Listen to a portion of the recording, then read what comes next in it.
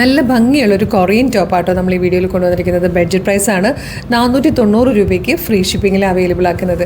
First ഇപ്പോൾ Achu wear ചെയ്തിരിക്കുന്നത് ഒരു ഗ്രീൻ കളറാട്ടോ. നല്ല രസമാണ്. ആ ക്രോഷ്യോ പാറ്റേണിൽ വന്നിരിക്കുന്ന എന്നാൽ ബഡ്ജറ്റ് പ്രൈസിൽ വന്നിരിക്കുന്ന ഒരു ബ്യൂട്ടിഫുൾ ടോപ്പാണ്.